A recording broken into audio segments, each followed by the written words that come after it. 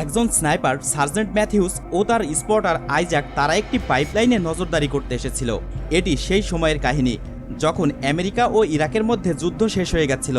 তবে তাদের ওখানে মুখোমুখি হতে হয় ইরাকের সবচেয়ে বিধ্বংসী স্নাইপারের, যার নাম জুবা।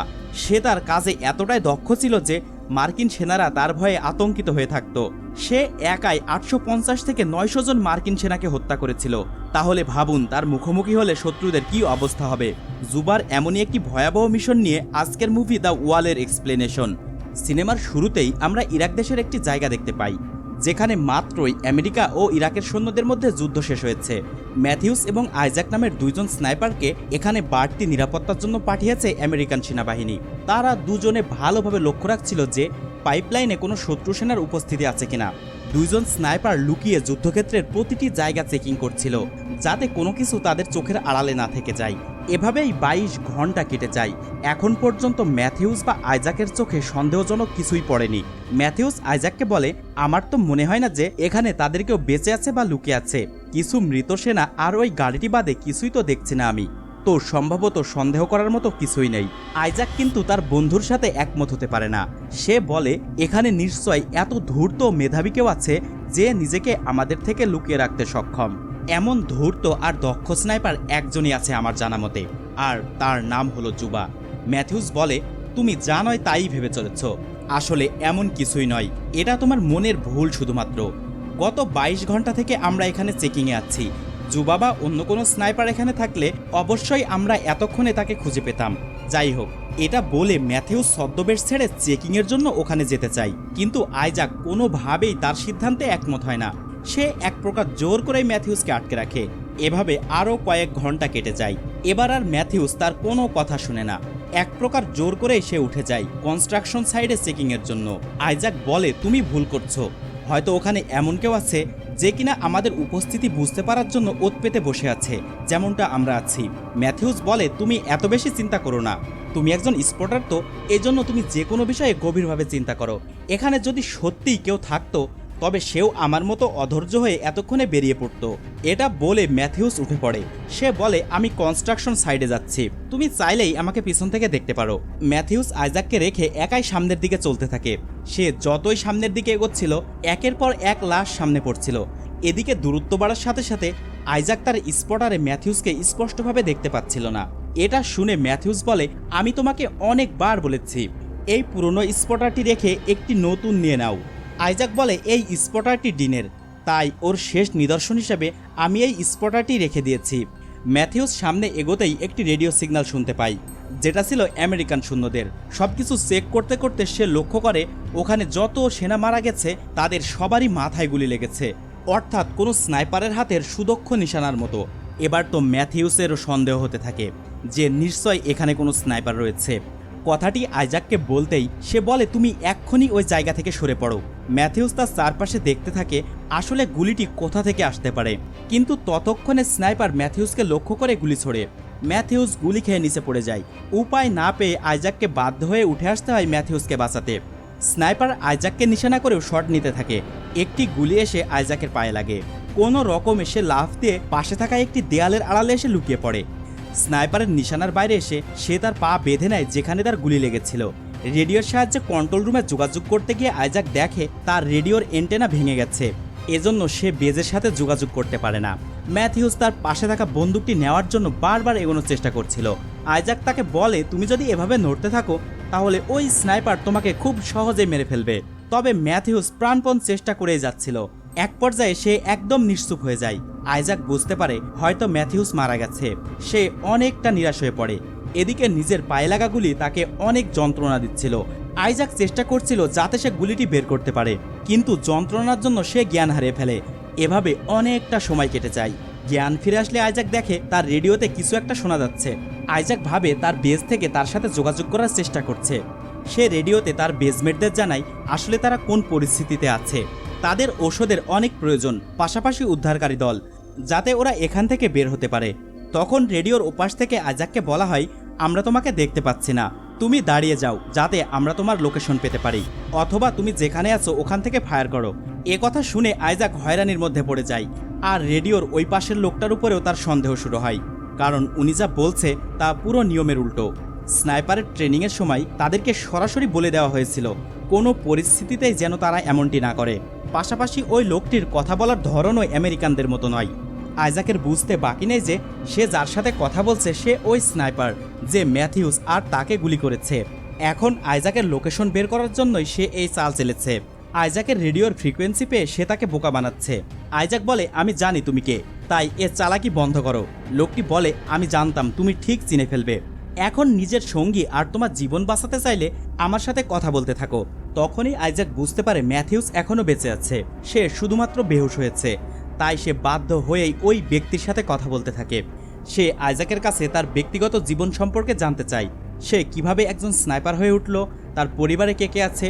সেই সাথে ওই ব্যক্তি আইজাকের কাছে আরও অনেক কিছু জানতে চায়। তবে আইজাক তার সাথে এজন্য কথা বলছিল যাতে করে তাকে কথার জালে ফাঁসিয়ে রাখা যায় এবং তার সঙ্গীকে কোনোভাবে বাঁচানো যায়। আইজাক ওই ব্যক্তির লোকেশন খুঁজে বের করার অনেক চেষ্টা করে, তাই সে বারবার তার স্পটার দিয়ে দেখতে থাকে সে কোথায় আছে। আইজাক সেই সাথে মাটিতে একটি ম্যাপ তৈরি করতে থাকে যাতে তার লোকেশন ট্র্যাক করা যায়। এরপর আইজাক তাকে জিজ্ঞাসা করে, তুমি কে? সে জানায়, আমি এখানকার একজন সাধারণ নাগরিক। তখন আইজাক বলে, তুমি এসব কেন করছো? যুদ্ধ তো অনেক আগেই শেষ হয়ে গেছে, আর তুমি যত মানুষকে হত্যা করেছো তারা সকলে নিরপরাধ সাধারণ মানুষ ছিল। তারা সবাই পাইপলাইনে কাজ করার জন্য এসেছিল। যদি এই পাইপলাইনের কাজ শেষ হয় তবে ইরাক সরকারই লাভবান হবে। তুমি এখানকার পুরো কাজ নষ্ট করছো, আর তুমি কিনা নিজেকে ইরাকি বলে দাবি করছো। তখন ওই ব্যক্তি অর্থাৎ জুবা হাসতে শুরু করে। সে বলে, কিসের যুদ্ধ শেষ? এসব নাটক বন্ধ করো। যুদ্ধ শুধু তোমাদের জন্য শেষ হয়েছে, আমাদের মতো মানুষের জন্য যুদ্ধ কখনো শেষ হবে না। তুমি কি মনে করো এই সকল টাকা পয়সা ইরাক সরকার পাবে? এগুলো ধোঁকা ছাড়া আর কিছুই নয়। জুবা বলে, তোমার পরিবার সম্পর্কে কিছু বলছো না কেন? তার এ কথা শুনে আইজাক রেগে যায়। আইজাক বলে, তোমাকে আর আমি কোনো বিষয় সম্পর্কে জানাবো না। তখন সে বলে, আমি এখনই ম্যাথিউসকে হত্যা করব। এ কথা শুনে আইজাক তো অনেকটা ঘাবড়ে যায়। আইজাক বলে, তুমি ম্যাথিউসের নাম কিভাবে জানলে? তখন ওই ব্যক্তি অর্থাৎ জুবা বলে, আমি তোমার নামও জানি। তুমি কয়জনকে হত্যা করেছো সেটাও আমার অজানা নয়। যদি আজ ম্যাথিউস মারা যায় তাহলে সে আজ দ্বিতীয় ব্যক্তি হবে যে তোমার ভুলের জন্য মারা গেছে, কারণ তোমার ভুলের জন্যই আগেই একজন ব্যক্তি মারা গিয়েছে, আর তার নাম ছিল ডিন। এ কথা শুনে তো আইজাক আরও অবাক হয়ে যায়। আইজাক জিজ্ঞাসা করে, তুমি ডিনের ব্যাপারে কিভাবে জানো? আসলে ডিন আইজাকের ভুলের কারণে মারা গিয়েছিল। আইজাকের নিশানা সরে গিয়েছিল আর ওই গুলি গিয়ে ডিনের গায়ে লেগেছিল। এজন্য আইজাক এখানে অনেকটা ভেঙে পড়ে। ওই ব্যক্তি অর্থাৎ জোবা আইজাকের মনে আঘাত দেওয়ার চেষ্টা করছিল। সে এমন এমন কথা বলছে যাতে আইজাক ভেঙে পড়ে। এখানে আইজাকের বেশ পিপাসা লেগে যায়। পানি পান করতে গিয়ে দেখে তার বোতলে একটুও পানি নেই, কারণ ওই স্নাইপার অর্থাৎ জোবা বোতলটি গুলি করে ছিদ্র করে দিয়েছে। এজন্য আইজাককে এখন পানির জন্য ব্যাপক কষ্ট করতে হবে। তখনই সেই স্নাইপার বলে, আমি তোমার বোতলে গুলি করেছি, আর আমি তোমার রেডিওতে গুলি করেছিলাম যাতে তুমি কোনোভাবেই তোমার বেজের সাথে কন্ট্যাক্ট করতে না পারো। আমি জেনে বুঝেই তোমার পায়ে গুলি করেছিলাম যাতে তুমি এখান থেকে পালিয়ে যেতে না পারো। আমি জানি তোমার মৃত্যু কতটা ভয়াবহ হতে চলেছে, কারণ আমি তোমার বাঁচার সকল পথ বন্ধ করে দিয়েছি। এখন তুমি এখানেই ছটফট করে মারা যাবে। তখন আইজাক বলে, তুমি একজন জঙ্গি। এ কথা শুনে সে হাসতে থাকে আর বলে, তোমরাই বন্দুক হাতে আমাদের দেশে এসেছো, আমাদের উপরেই গুলি চালাচ্ছ। তোমাদের একটুও কি লজ্জা করে না আমাদের জঙ্গি বলতে? তখনই আইজাকের চোখ পড়ে বড় একটি ময়লার স্তূপের দিকে। সে বুঝে যায় ওই স্নাইপার ওখানেই লুকিয়ে আছে। সেই সাথে তার এটিও বুঝতে বাকি থাকে না যে সে কি জিনিস। এত দীর্ঘ সময় ধরে ময়লার স্তূপে লুকিয়ে থাকার পরেও নিখুঁত শট নেওয়া কোনো সাধারণ বিষয় নয়। এজন্য আইজাক ওই ব্যক্তিকে জিজ্ঞাসা করে সে জোবা কিনা। তখন সে বলে, তোমার এমন ভাবার কারণ কি? যদি তুমি আমাকে জোবাই ভাবো তাহলে তুমি ভুল করছো। আইজাক তাকে বলে, আমার মনে হয় তুমি ইউএস আর্মির সাথে ছিলে আর ইউএস আর্মির থেকে ট্রেনিং গ্রহণ করেছো। পরে তুমি তাদেরকে ধোঁকা দিয়েছো এবং তাদের উপরে গুলি চালাচ্ছ। ওই স্নাইপার আইজাককে বলে, আমাকে ইউএস আর্মির ট্রেনিং দেয়নি, আর আমি শুধু তাদেরকেই হত্যা করি যারা আমাকে মারার বৃথা চেষ্টা করে। তোমরা যদি মনেই করো যুদ্ধ শেষ হয়ে গেছে তাহলে তোমরা এখানে কি করছিলে? ততক্ষণে আইজাক অনেক ভেঙে পড়েছিল। আইজাক বলে, আমার জন্য কোনো কিছুই সহজ হবে না। যদি আমি এখান থেকে বেঁচেও ফিরি তবুও তা আমার জন্য কষ্টদায়ক হবে, কারণ এরপর থেকে আমার চোখের সামনে ডিন ও তার পরিবারের ছবি ভেসে বেড়াবে। ধীরে ধীরে আইজাকের অবস্থা খারাপ হতে শুরু করে। স্নাইপার বলে, তুমি যদি এভাবে মারা যাও তবে আমি তোমার জিহ্বা কেটে ফেলবো আর তোমার মাথা শরীর থেকে আলাদা করে দেব। এসব শুনে আইজাক বেহুশ হয়ে পড়ে। কিছুক্ষণ পর তার জ্ঞান ফিরলে সে একটা প্ল্যানিং করে।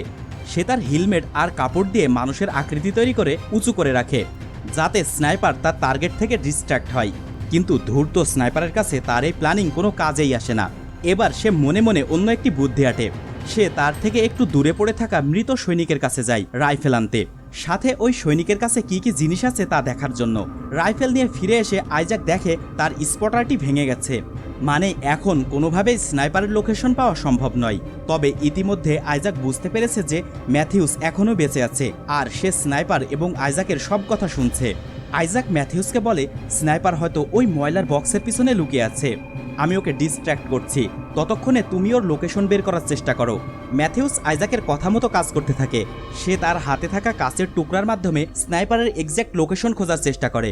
তখনই বাতাসের জন্য ধুলোয় চারপাশ আবছা হয়ে আসে, আর ম্যাথিউস তার নিশানা ঠিক করে রাইফেল নিয়ে পজিশন নিয়ে নেয়। আইজাক কথার ছলে স্নাইপারকে ব্যস্ত রাখার চেষ্টা করছিল।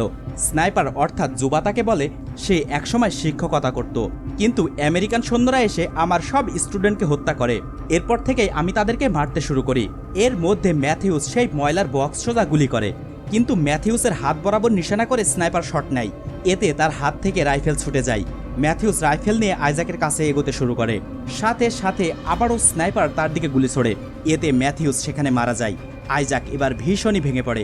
স্নাইপার আবারও প্রশ্ন করে, তুমি এখনও কেন ইরাকে অবস্থান করছো? এটা শুনে আইজাক কাঁদতে শুরু করে। সে বলে, আমি সত্যিই জানি না কেন, তবে শুধু জানি আমি আমার পরিবারের কাছে ফিরে যেতে চাই। স্নাইপার বলে, এটা তো এত সহজ নয়, যতক্ষণ তুমি তোমার কাহিনী আমাকে বলতে থাকবে ততক্ষণই তুমি বেঁচে থাকতে পারবে।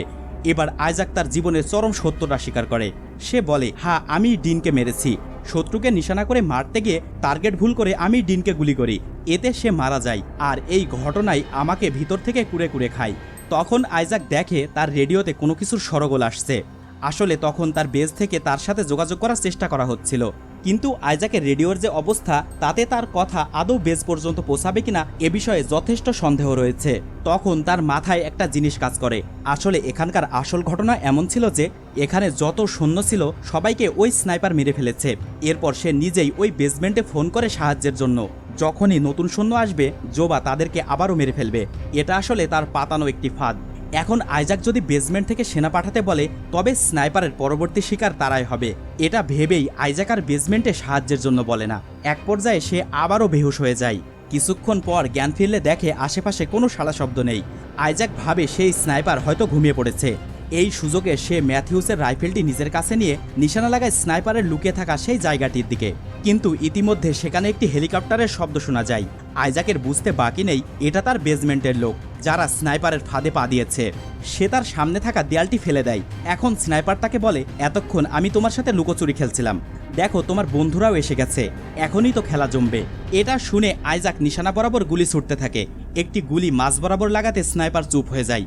এবার আইজাক উঠে দাঁড়ায় যাতে স্নাইপার বেঁচে থাকলেও তাকে নিশানা করে গুলি ছোড়ে, এতে বেসমেন্টের বাকি সৈন্যরা সাবধান হয়ে যাবে। কিন্তু স্নাইপার এমন কিছুই করে না।